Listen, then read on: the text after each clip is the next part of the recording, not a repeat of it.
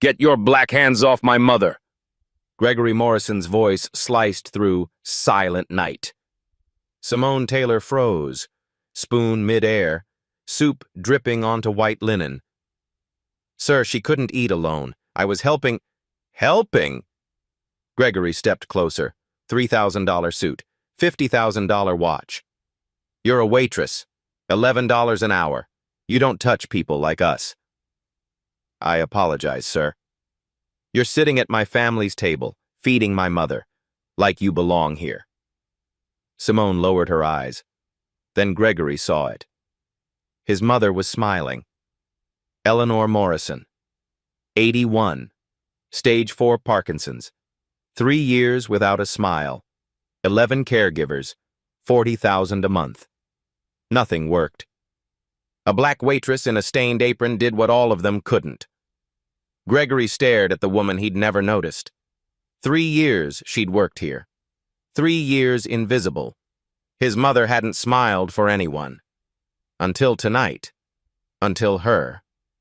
3 years invisible. Tonight, she made his mother smile. Who was she? Gregory's eyes swept over Simone like she was furniture, something to be assessed, appraised, dismissed. Henderson. The manager materialized instantly. Paul Henderson, 45, sweating through his starched collar despite the December chill seeping through the windows. Yes, Mr. Morrison? Why is this waitress sitting with my mother? Henderson's face drained of color. I don't know, sir. Taylor, what were you thinking? You know the rules. Section 3 only, no contact with VIP guests.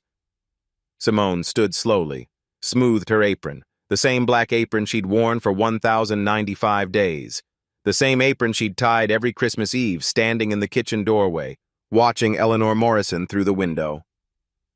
I was helping Mrs. Morrison eat, Mr. Henderson. Her caregiver stepped outside to take a phone call. Mrs. Morrison was struggling with her spoon. The tremors were bad tonight. I have training in... Training? Gregory cut her off. His voice was ice. What training does a waitress have? You carry plates, you refill water glasses, you smile and say, enjoy your meal. That's your training. I was a CNA for 18 years, sir. Certified nursing assistant. I specialized in Parkinson's care at Greenwood Hospice before I came here. Gregory paused. Something flickered across his face. Confusion, maybe. Or the beginning of suspicion. A CNA. 18 years of medical experience.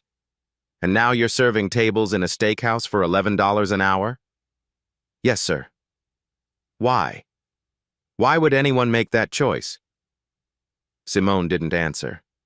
Her hand moved unconsciously to her chest. Beneath the white uniform shirt, hidden under the fabric, hung a thin chain. And on that chain, something she never took off. She caught herself, dropped her hand. But Gregory noticed. What's that? Under your shirt. I saw you touch it. It's nothing, sir. Personal. Everything in this restaurant is my business. I own this building. I own the chairs you're standing between. I own the air you're breathing right now. Nothing here is personal. Simone met his eyes. For just a moment. Something flickered there. Something that wasn't submission. Something that looked almost like defiance. Not this, sir. The two words landed like stones in still water. Gregory wasn't used to being told no. Not by anyone.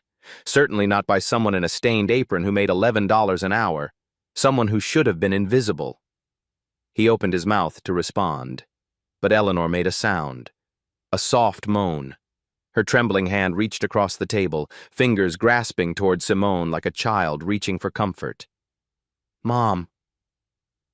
Gregory moved to her side, knelt beside the wheelchair. Are you okay? Did she hurt you? Did she do something wrong? Eleanor shook her head, slow, labored. Her eyes never left Simone's face. She knows. Knows what, Mom? What does she know? Eleanor's lips moved. No sound came out. The Parkinsons had stolen so much from her. Words came hard now. Sentences came harder. Some days, whole hours passed in silence because the effort of speaking was simply too much. But Simone understood. 3 years of watching from across the room. 3 years of learning Eleanor's rhythms, her patterns, her silent language. The way her left hand trembled more than her right. The way her eyes clouded when she was tired. The way she touched Derek's empty chair every time she sat down. Simone knew what Eleanor was trying to say. She just couldn't say it for her, not yet. "Mrs. Morrison needs rest," Simone said quietly. "And thickened liquids. The soup consistency is wrong, it's too thin. She could aspirate if she's not careful." Gregory stared at her. "How do you know what consistency she needs?" 18 years, sir. I told you. I've cared for dozens of Parkinson's patients. I know the progression. I know the risks." "You told me you were a CNA. You didn't tell me why you left, why you're here, why you're serving tables instead of saving lives." Simone was quiet for a long moment. "Some lives can't be saved, Mr. Morrison. Sometimes all you can do is watch and make sure someone's there at the end." The words hung in the air between them. Gregory didn't understand, not yet, but something in his chest tightened. Some instinct told him this woman knew more than she was saying. "Who are you, really?" he asked. "And don't tell me you're just a waitress. I'm not stupid." Simone looked at Eleanor. The old woman's eyes were wet with tears. Then she looked back at Gregory. "I'm someone who made a promise, Mr. Morrison, a long time ago, to someone who can't ask me to keep it anymore." She turned and walked toward the kitchen door. Gregory watched her go. 3 years she'd worked in his building, 3 years invisible. And suddenly, he couldn't look away. A promise. To someone who couldn't ask anymore. Gregory watched her disappear into the kitchen. Who was she protecting? Simone made it to the supply closet before the tears came. She closed the door behind her, pressed her back against the shelves of napkins and tablecloths, slid down until she was sitting on the cold floor. Her hand found the ring under her shirt, pulled it out, held it tight. Derek. 4 years ago, Christmas Eve, the last night she'd seen him alive. Greenwood Hospice, room 114, the smell of antiseptic and dying flowers, the beep of monitors counting down the minutes he had left. She'd brought a 2-foot Christmas tree from the dollar store. Plastic. Cheap. The kind that came pre-lit with lights that flickered too fast. She'd wrapped fairy lights around his bed rail, hung a single red ornament from his IV pole. It wasn't much, but Derek had smiled when he saw it. "You brought Christmas to me." His voice was thin. The Parkinsons had accelerated faster than anyone expected. Early onset. Aggressive. Most people got decades with the disease. Derek got 6 years. By the end, he could barely hold a cup, barely sign his name, barely breathe. But he could still smile. And that Christmas Eve, he smiled at Simone like she'd given him the world. "Next Christmas," he'd said, "we'll be at the restaurant. At our table. Morrison's Steakhouse. You, me, and Mom." "And Gregory?" Derek's smile had faded, just slightly. "Gregory will come if he wants to. He usually doesn't." They didn't talk about Gregory often. The older brother who was always too busy, too important, too far away. The brother who sent checks instead of visits, who hired caregivers instead of coming home. "Sing for me," Derek had whispered. "Silent night, like you always do." Simone had sung. Her voice cracked on the second verse. Tears ran down her cheeks, but she kept going. Because Derek asked. Because it was Christmas. Because she knew, somehow, that this was the last time. The door opened. Eleanor walked in. She stopped when she saw Simone. Saw her holding Derek's hand. Saw the ring on her finger that Derek had given her 18 months earlier. A secret engagement. A secret love. "Mom," Derek had said, "this is Simone, the woman I told you about." Eleanor didn't speak. She walked to the other side of the bed, took Derek's other hand, and when Simone reached the final verse, Eleanor sang with her. "Sleep in heavenly peace." 3 days later, Derek was gone. December 21st, 3:47 a.m. Simone held one hand. Eleanor held the other. Gregory didn't answer his phone. 17 calls from Eleanor. 17 times the phone rang in a hotel suite in Singapore. 17 times Gregory looked at the screen and thought, "I'll call her back after the meeting." He never called back. Not until it was too late. By the time he listened to his mother's voicemail, Derek had been dead for 6 hours. "He's gone, Gregory. Your brother is gone. You don't have to come now. It wouldn't matter anyway." Now, 4 years later, Simone sat in a supply closet in Morrison's steakhouse, still wearing the ring, still keeping the promise, still invisible to the man who owned everything and noticed nothing. She heard footsteps outside the door. Henderson's voice. "Taylor? Taylor, Mr. Morrison wants to talk to you again. He's asking questions, lots of questions." Simone wiped her eyes, stood up, straightened her apron.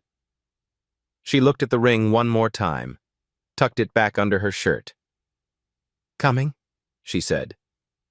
She opened the door, walked back toward the Morrison room, toward the man who had no idea who she was, who had no idea what his brother had meant to her, who had no idea that the waitress he'd dismissed was the woman Derek had wanted to marry. Gregory was waiting, standing by the Christmas tree. His face was different now. The anger was still there, but something else, too. Confusion, curiosity. "My mother wants you to sit with her." Simone stopped. "Sir?" "She won't eat unless you're there. She keeps reaching for you. I don't understand it, but she wants you." "I'm just a waitress, sir." "No." Gregory's eyes narrowed. "You're not. I don't know what you are yet, but you're not just a waitress." He stepped aside, gestured toward the table. "Sit. Feed her. And then you're going to tell me everything, starting with how you know my brother's name." Simone's blood went cold. "How did you—" "She said his name. While you were gone, she said Derek, and she pointed at you." Gregory's voice was hard. "My brother died 4 years ago. So tell me, Miss Taylor, how does a waitress know a dead man's name?" She said Derek's name, pointed at Simone. 4 years dead. How did a waitress know him? The main course arrived at 7:48 p.m. Gregory had insisted on ordering for everyone. Filet mignon, the Morrison Christmas tradition, the same meal the family had eaten every Christmas Eve since 1989. Simone watched the plate land in front of Eleanor. Thick cut, medium rare, beautiful presentation, completely wrong. "Sir," she said carefully, "Mrs. Morrison needs a modified diet. The filet is too solid. She could choke." Gregory didn't look up from his phone. "My mother loves filet. She's been eating it for 35 years. That was before the Parkinson's progressed to stage 4. Her swallowing reflex is compromised. She needs soft foods, pureed if possible. This texture could kill her." "I didn't ask for a medical lecture. I asked for dinner." Simone pressed her lips together, said nothing more. Candace, the caregiver, had returned from her phone call. She looked nervous, uncertain. She'd only been working for the Morrisons for 3 months. She didn't know Eleanor's patterns yet, didn't understand the warning signs that Simone had memorized years ago. "Should I cut it smaller?" Candace asked. "Into very small pieces," Simone said. "Pea-sized. And tilt her wheelchair back slightly, 15 degrees. It opens the airway." Candace nodded, started cutting. Her technique was wrong, the pieces were still too large, but Simone couldn't say anything else. Gregory was already glaring at her. The first few bites went fine. Eleanor chewed slowly, swallowed with effort. Her hand trembled as Candace brought the fork to her mouth. Then it happened. 7:52 p.m. A piece of filet, too large, not chewed enough. Eleanor's eyes went wide. Her mouth opened. No sound came out. Silent aspiration. The most dangerous kind. No coughing, no gagging. Just silence as the airway closed. Eleanor's lips turned gray, then blue.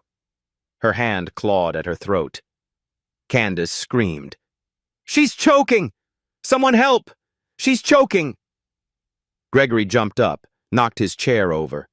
"Mom! Mom, can you hear me?" He didn't know what to do. Stood there frozen. Phone in hand, completely useless. Simone was already moving. "Everyone back!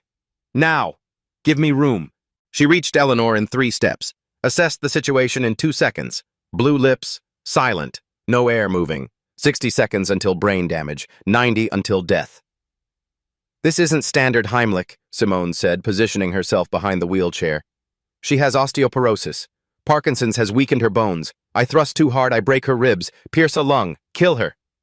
She tilted the wheelchair back, 15 degrees, placed her hands on Eleanor's sternum. Not a fist. Flat palms, gentle pressure. Modified abdominal compression, pulse, not thrust. Watch and learn. 1, 2, 3. Her hands moved with 18 years of precision. Controlled, careful, each compression a calculated risk. "Mrs. Morrison, Eleanor, I need you to try to cough. Push it out. You can do this. You're strong. Push." 4, 5. Eleanor's face was purple now, 45 seconds gone. "Come on. Come on. Don't give up. Not tonight. Not on Christmas." 6, 7. A sound, wet, desperate, like a drain unclogging. Eleanor coughed. The chunk of filet flew from her mouth, landed on the white tablecloth, red meat on white linen, like blood on snow. Color flooded back into Eleanor's face. 8 seconds, pink replacing purple, life replacing death. Simone grabbed a napkin, wiped Eleanor's mouth, checked her pulse. 88 beats per minute. Shallow breathing, but clear. "She's okay. She's breathing. She's okay." The Morrison room was silent. The Christmas music had stopped. Someone had turned it off during the chaos. Gregory still hadn't moved. His phone was on the floor. Screen cracked. He must have dropped it. "You!" His voice was hoarse, shaking. "You just saved her life." Simone didn't look up. She was already reaching for a glass, pulling a small packet from her apron pocket. Thickener. The same thickener she'd carried every shift for 3 years, just in case. "She needs honey-thick liquids now, not water. Water's too thin. She'll aspirate again." She mixed the thickener into the water, brought it to Eleanor's lips. The old woman drank, slowly, carefully, 3-second pauses between each sip. "The filet was wrong," Simone said quietly. "I told you it was wrong. She can't have solid cuts anymore. You would have known that if you ever asked. If you ever came to her doctor's appointments, if you ever sat with her during meals instead of sending strangers." Gregory's face crumpled. The billionaire mask fell away. Underneath was just a man, a scared man who had almost watched his mother die because he didn't know how to feed her. "I didn't know," he whispered. "I didn't know it was this bad." "No, you didn't." Simone finally looked at him. "You pay $40,000 a month for people to know for you, but money doesn't watch. Money doesn't learn her rhythms. Money doesn't carry thickener in its pocket just in case." She stood. Her apron was stained now. Soup from earlier, something else from the crisis. Your brother knew, she said. Derek knew everything about her care. He spent hours with her doctors, learned every medication, every risk, every protocol. Gregory flinched at his brother's name. How do you know what Derek knew? Simone reached under her shirt, pulled out the chain, let the ring catch the light of the Christmas tree. Because he taught me. Every night, in the hospice. While you were closing deals in Singapore, he was teaching me how to keep your mother alive. Gregory stared at the ring. That's a man's ring. It was your brother's. He gave it to me 18 months before he died. She paused. We were engaged, Mr. Morrison. Derek was going to marry me. Christmas Day, 4 years ago. The silence was absolute. He didn't make it to Christmas. Engaged to his brother. 4 years of secrets. Gregory stared at the ring and saw everything he'd missed. Eleanor's voice came out stronger than it had in months. I knew. Gregory turned. What did you say? I knew who she was from the first day. Eleanor's hand found Simone's, held tight. 3 years ago, January. She walked into this restaurant wearing that black apron. Her hands were shaking when she tied it. Simone's eyes widened. Mrs. Morrison. I recognized her voice before I recognized her face. Eleanor's gaze was clear, focused. The near-death experience had sharpened something inside her. She hummed while she worked. Silent Night. The same song she sang for Derek in the hospice. Gregory looked between them. You knew? For 3 years you knew she was here? Why didn't you say anything? Because I needed to be sure. Eleanor squeezed Simone's hand. I needed to know why she came. Whether it was for the money, for revenge, for the lawsuit Victoria kept warning me about. Gregory's head snapped toward Simone. Lawsuit? What lawsuit? I dropped it. Simone's voice was barely audible. 6 months ago. I dropped the lawsuit. What lawsuit? Eleanor answered for her. She sued the estate for $2 million, the money Derek left her in his will. Derek left her money? Derek had a will?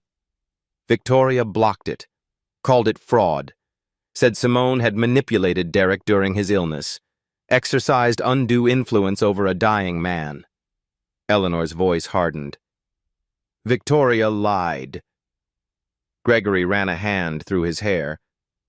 This is insane. This is absolutely insane. My brother had a secret fiancé. He left her money. She sued us, and now she's working as a waitress in our restaurant?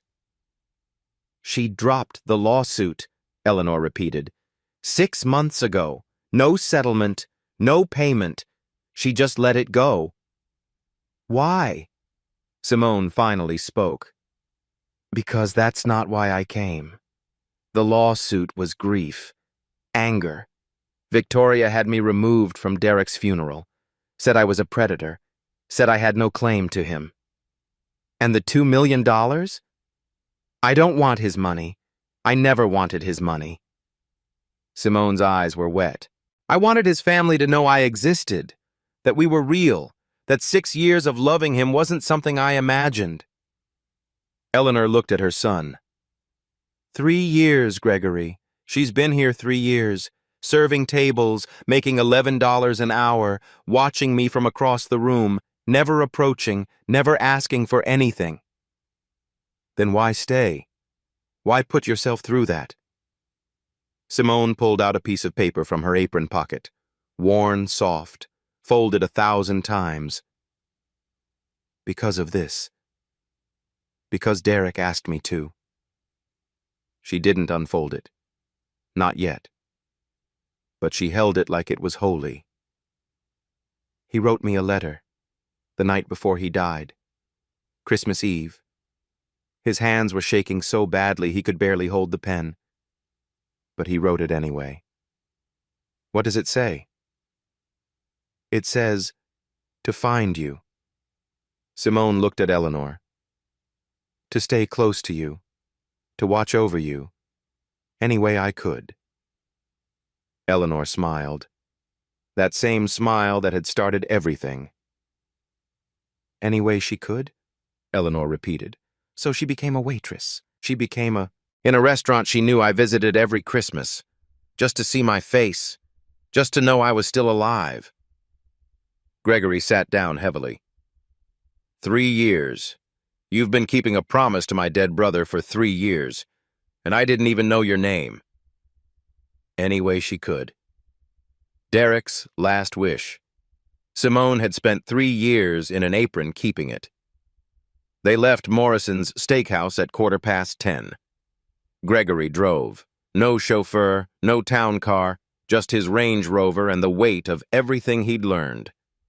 Simone sat in the back seat, still wearing her apron. She hadn't had time to change, hadn't even clocked out. Henderson would probably mark her as having abandoned her shift. 3 years of perfect attendance ended on Christmas Eve. She didn't care. The drive to Greenwich took 45 minutes. Snow fell gently on the windshield. Wipers swept back and forth in a hypnotic rhythm. Christmas lights twinkled in every window they passed. Normal families having normal holidays, unaware of the drama unfolding in the black Range Rover gliding past. Eleanor slept in the front passenger seat. The choking had exhausted her, but her hand still reached back, fingers wrapped around Simone's wrist. Even in sleep, she didn't want to let go. Gregory watched them in the rearview mirror. She's never done that before, he said quietly. Reached for someone like that. Not even me. Simone didn't respond. The caregivers, they're professionals. They do their jobs, but she never reaches for them.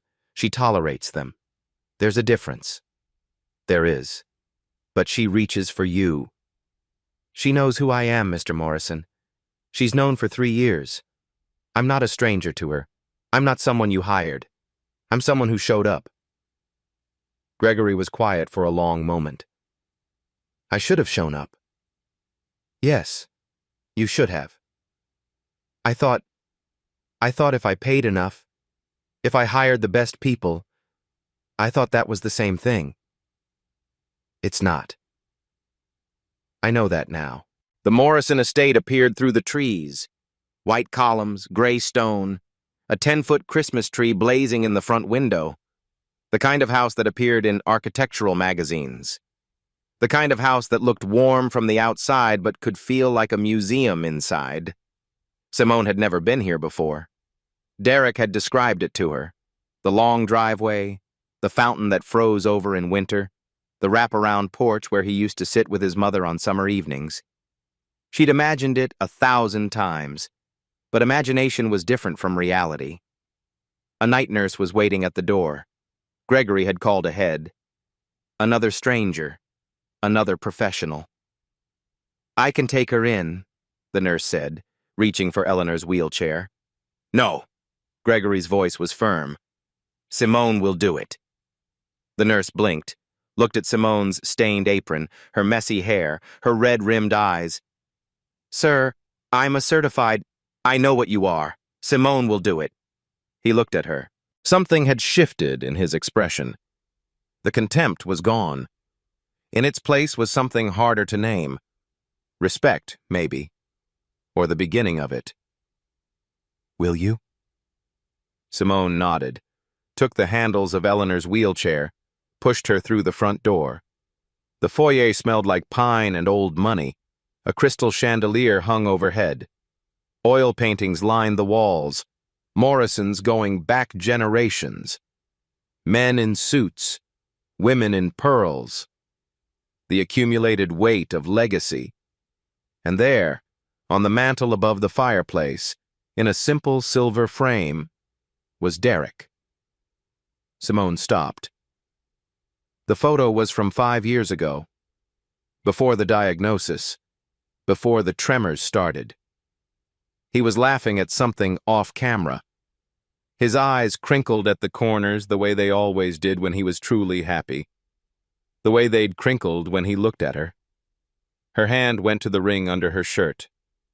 Instinctive. Always. That was his favorite picture, Eleanor said softly. She was awake now. Had been for a few minutes, maybe. Taken at the restaurant. Christmas Eve. The year before he got sick. He looks happy. He was. That was the year he told me about you. Gregory came up behind them. Saw what they were looking at. His jaw tightened. I should have been there when that photo was taken. I was in Tokyo. Couldn't get away. You could have gotten away, Eleanor said. You chose not to. Mom, I'm not saying it to hurt you, Gregory. I'm saying it because it's true, and because tonight you need to hear true things. She reached up, touched Simone's hand on her shoulder. Give her Derek's room. Gregory froze. What? His room. Second floor. Third door on the right. She'll stay there tonight.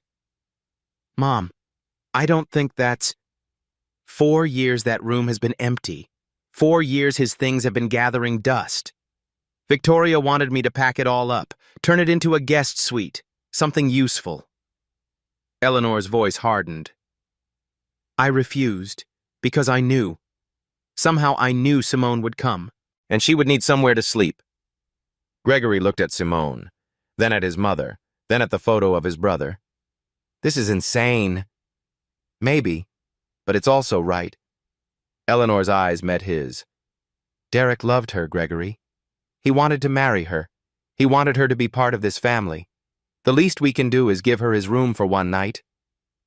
Gregory was silent for a long moment. Then he nodded. Second floor. Third door on the right. There should be clean sheets in the hall closet. Simone's throat tightened. I can't accept. You can. You saved her life tonight. That's not something I can repay. But I can give you a bed. He paused. And tomorrow we'll figure out the rest. Simone pushed Eleanor's wheelchair to the bottom of the stairs. The night nurse appeared, ready to take over for the journey to the first-floor bedroom that had been converted for Eleanor's needs. I'll see you in the morning, Eleanor said, squeezing Simone's hand. We have a lot to talk about. We do. And Simone? Yes? Eleanor smiled. That same smile. The one that had started everything. Thank you. For keeping your promise. For staying. For showing up when no one else would. Simone couldn't speak. Just nodded. Watched as the nurse wheeled Eleanor away. Then she climbed the stairs. Second floor. Third door on the right. Derek's room. She turned the brass handle, pushed the door open, stepped inside. And there he was. Everywhere. Navy blue walls, bookshelves lined with paperbacks. Mysteries, mostly, the kind he used to read to her in the hospice. A Yale pennant over the desk, trophies from high school tennis, photos everywhere. Derek at graduation. Derek with Eleanor. Derek as a child, holding Gregory's hand. And there, on the nightstand, a photo she'd never seen before. Her. Simone at a coffee shop, laughing, unaware the photo was being taken. Derek must have captured it without her knowing. Must have printed it, framed it, kept it here in his childhood room where no one would think to look. She picked it up, held it to her chest. I found her, she whispered to the empty room. To Derek. To the ghost of him that lingered in every corner. I kept my promise. I'm inside now. I'm home. The tears came. 3 years of them. 3 years of watching from across a restaurant. 3 years of silence and patience, and waiting and hoping. She changed out of her apron, found one of Derek's old sweaters in the closet. Soft blue cashmere. It still smelled faintly of him, or maybe that was her imagination. Maybe after 4 years, the smell was gone. But she could pretend. She climbed into his bed, pulled the covers up. And for the first time since he died, she slept without nightmares. She dreamed of Christmas morning instead, but Christmas morning was 3 days away, and Victoria Morrison was already on her way home. She slept in Derek's bed, wore his sweater, finally home. But Victoria was coming. And Victoria never forgave. December 27th, 7:15 p.m., 3 days after Christmas. Victoria Morrison's heels struck the marble foyer like hammer blows, each step a declaration of war. What the hell is she doing here? Simone looked up from Eleanor's dinner tray. Oatmeal tonight, honey-thickened applesauce, soft foods, safe foods, 3 days without incident. Victoria. Gregory appeared in the doorway. He looked tired, dark circles under his eyes. Too many conversations with Eleanor. Too many revelations. I can explain. Explain? Victoria's voice could shatter crystal. Explain why the woman who sued our family for $2 million is feeding our mother. Explain why she's wearing Derek's clothes. Explain why she's sitting at our table like she has a right to exist in this house. Victoria. I got a call from Henderson. He said you took the Christmas Eve waitress home. I thought it was a joke. Victoria's eyes locked on Simone. Cold, calculating. I see it's not. Eleanor tried to speak. Her voice came out thin, weak. Victoria, you need to listen. No, Mom. You need to rest. Victoria didn't even look at her. This is between me and Gregory. And her. She pulled out her phone, started reading from the screen. Simone Taylor, former CNA at Greenwood Hospice, filed a $2 million lawsuit against the Morrison estate 14 months ago. Claimed Derek Morrison left her money in a secret will.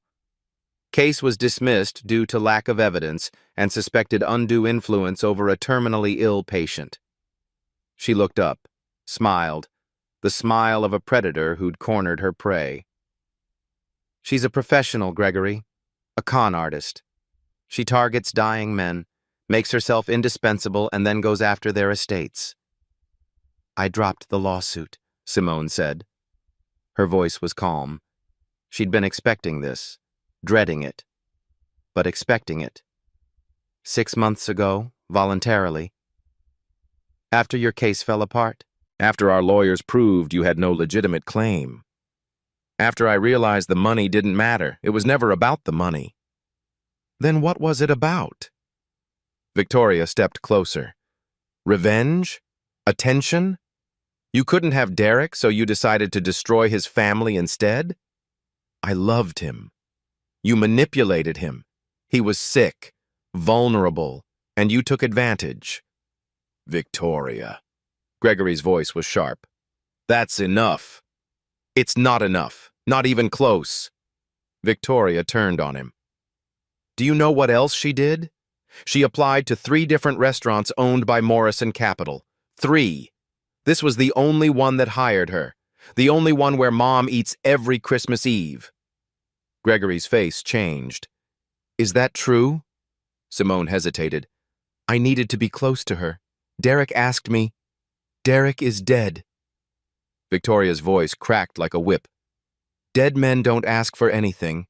Dead men leave estates. And you wanted yours. That's not 3 years, Gregory.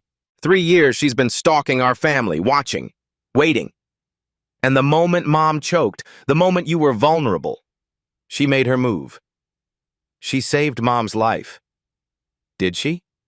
Or did she create a situation where she could look like a hero? Victoria's eyes narrowed. She's a trained CNA. She knows Parkinson's. She knows choking protocols. What if she knew exactly when to step in? What if she was waiting for exactly this moment? That's insane. Is it? She sued us for $2 million. She's been working in our restaurant for 3 years. She seduced our dying brother, and now she's sleeping in his bed. Victoria turned to Gregory. How much more evidence do you need? Gregory looked at Simone, then at Victoria, then at Eleanor, who was crying silently in her wheelchair. I need to think, he said finally. I need time to figure out what's real. What's real is that she needs to leave. Now. before she does any more damage. Gregory was quiet for a long moment. Then he looked at Simone. I think you should go. Just for now. Just until I can sort through all of this. Simone's heart cracked. But she didn't argue. She'd known this was coming. Derek had warned her. In the letter. Victoria will try to destroy everything. I understand.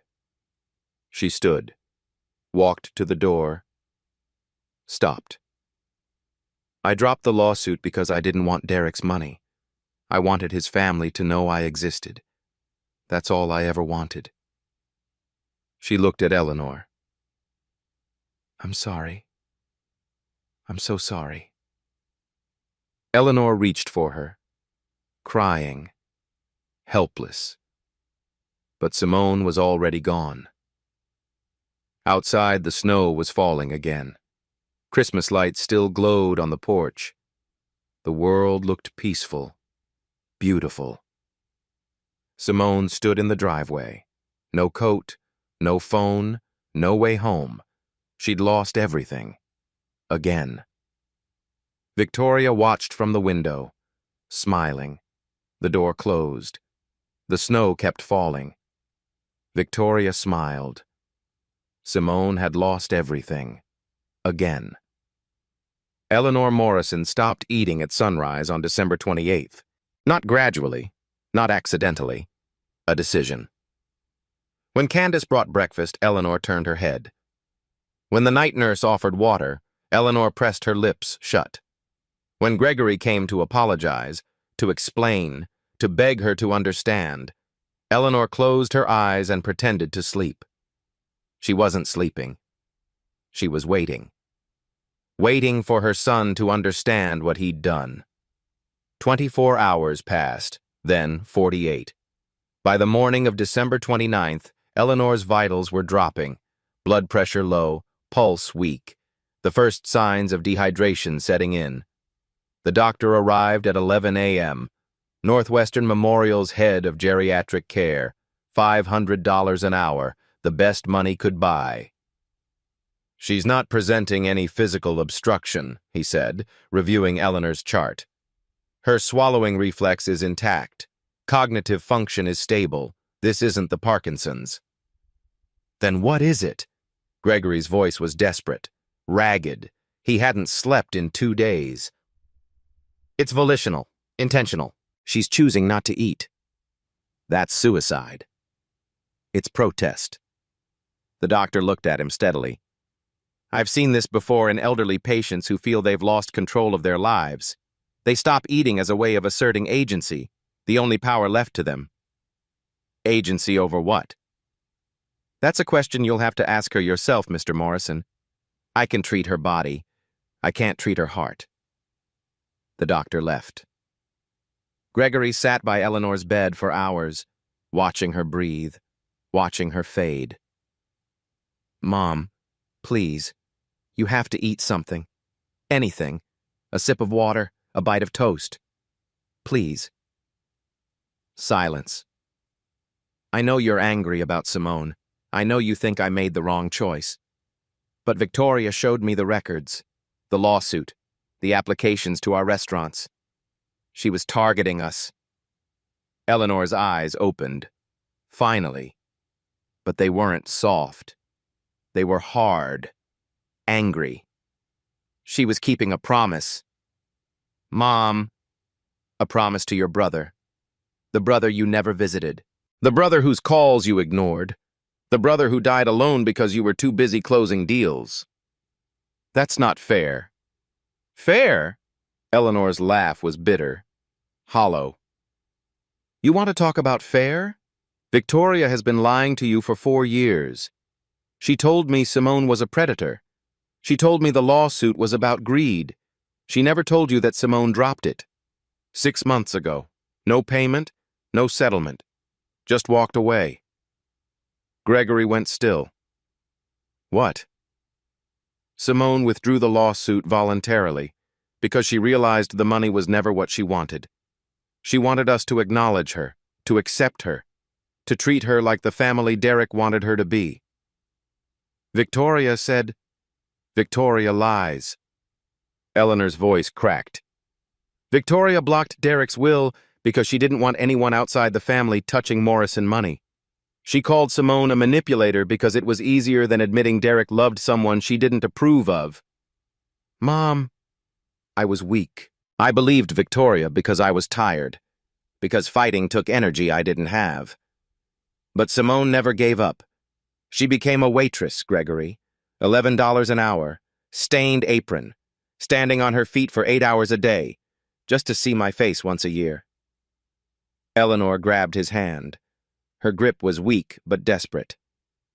She goes to the cemetery every Christmas Eve, after her shift. She walks to Greenwood and sits with Derek until morning, in the cold, in the snow, telling him about her year, about me, about how she's still trying to keep her promise. Gregory felt something crack inside his chest. How do you know that? Because I asked Henderson, years ago.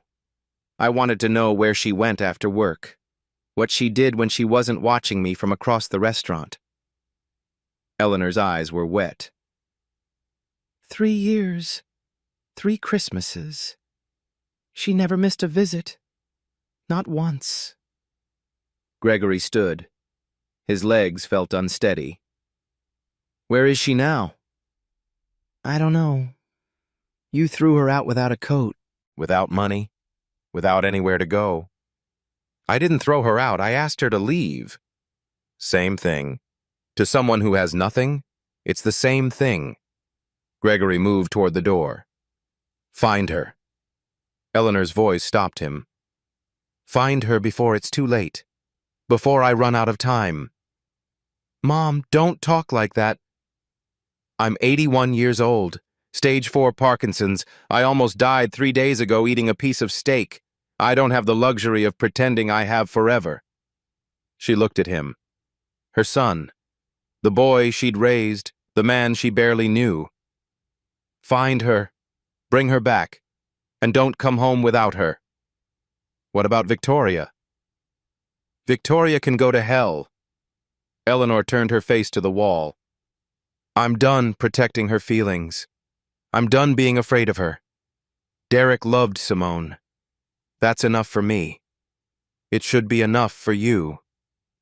Gregory stood in the doorway, watching his mother's frail body, her trembling hands, the monitors beeping out the rhythm of a life running low. There's a letter, Eleanor said quietly. Derek wrote it the night before he died. Simone carries it everywhere. She's never shown it to anyone. What does it say? I don't know.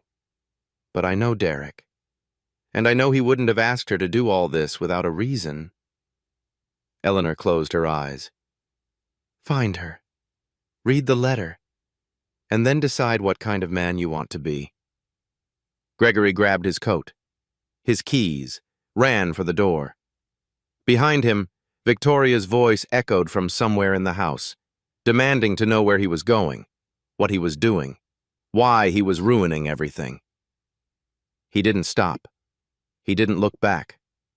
If Simone was still in this city, there was only one place she would be. The same place she went every Christmas, the cemetery. Eleanor stopped eating. 48 hours. She wouldn't start again until Simone came back. Gregory had one chance to make it right. Greenwood Cemetery, December 30th, 6:15 a.m. The snow had stopped falling sometime before dawn. Now it lay thick and white over everything. Headstones like soft sculptures, trees like frozen ghosts. The world holding its breath. Gregory found her in Section D, Row 14. She was sitting on a stone bench, facing Derek's grave. No coat. He noticed that first. Just the same clothes she'd been wearing when she left. Derek's blue sweater, jeans, snow gathering on her shoulders like a second skin. She didn't turn when she heard his footsteps. I knew you'd come eventually. Gregory stopped a few feet away. How? Because your mother is stubborn, and because underneath everything you're not as cruel as you want to be. He moved closer, looked at the headstone. Simple gray granite. Derek Morrison, 1971, 20-20. Beloved son, beloved brother, missed always. The words felt inadequate. Everything felt inadequate. She stopped eating, Gregory said. Mom, 2 days now. The doctor says it's a protest. It is. She won't start again until you come back. Simone was quiet for a moment. Her breath made small clouds in the frozen air. I'm not coming back to be thrown out again. I can't survive that. Not a third time. There won't be a third time. You said that before, when you gave me Derek's room, when you started to trust me. I know. And then Victoria came and you believed her, because believing her was easier than believing me, because she's your sister, because I'm nobody. The words hurt, because they were true. Gregory sat down on the bench. The stone was freezing through his coat, but he didn't care. My mother says there's a letter, that Derek wrote you something the night before he died. Simone's hand went to her pocket. Protective, instinctive. She says she's never read it, that you've never shown it to anyone. He paused. Will you show me? Simone didn't move for a long moment.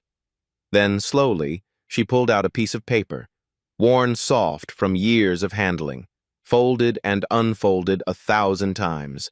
He could barely hold the pen, she said quietly. The tremors were so bad, but he wrote for 20 minutes, crossed things out, started over. It took everything he had left.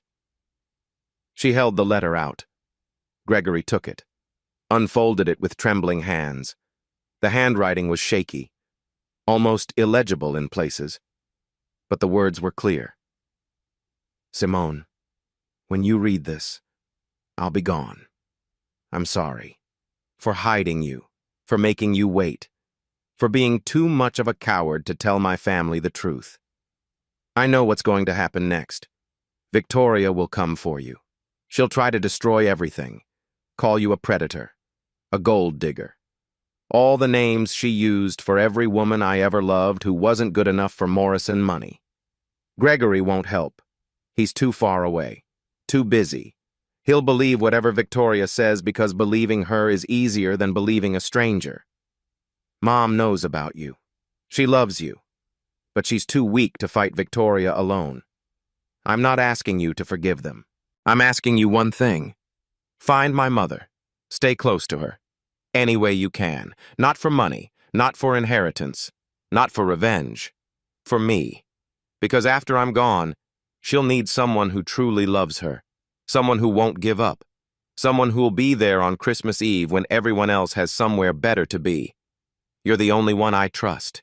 Give her one more Christmas, then another. As many as she has left. That's all I ask. I love you. I've always loved you. I'm sorry I didn't tell the world when I had the chance. Merry Christmas, my love. Derek Gregory read the letter twice, 3 times, the words blurring as his eyes filled with tears.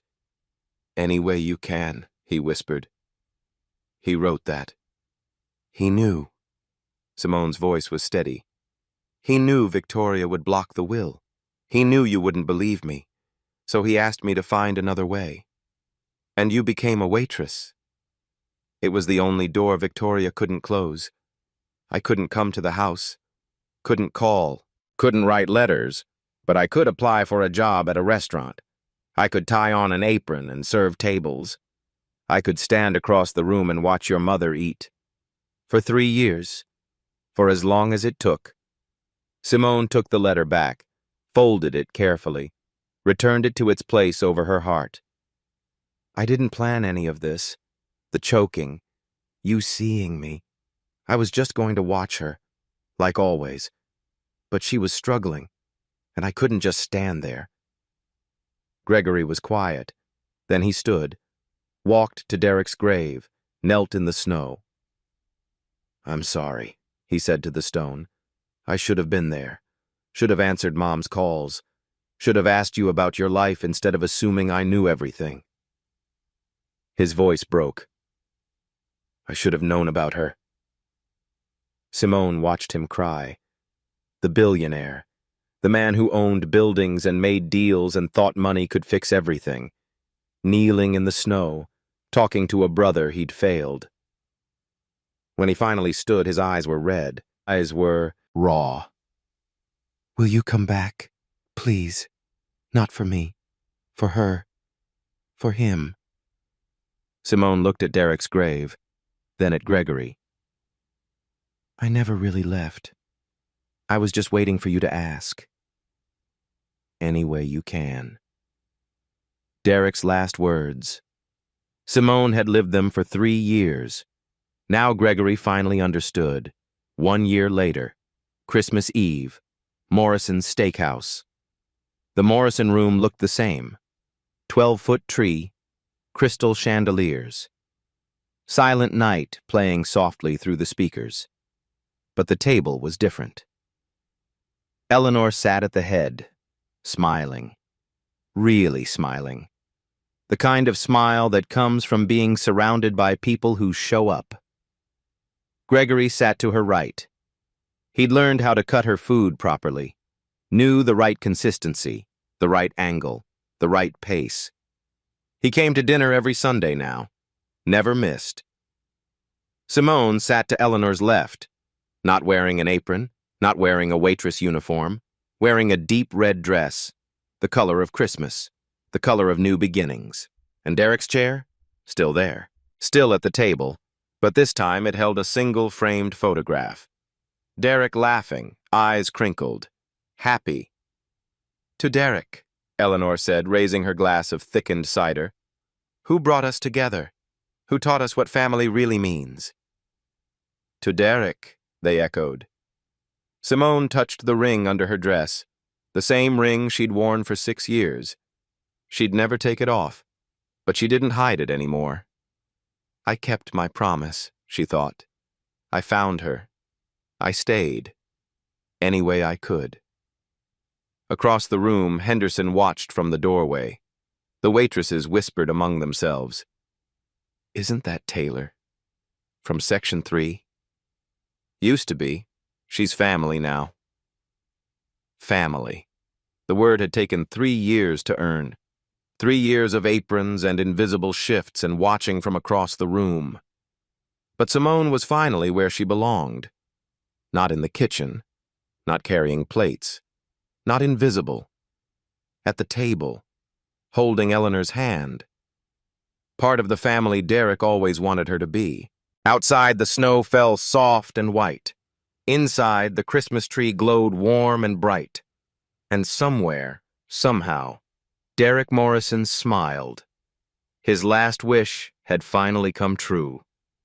If this story reminded you of someone you've overlooked, someone waiting to be seen, maybe today is the day to look a little closer. A subscribe and a like help us keep telling stories about the people we almost miss. Thank you for listening.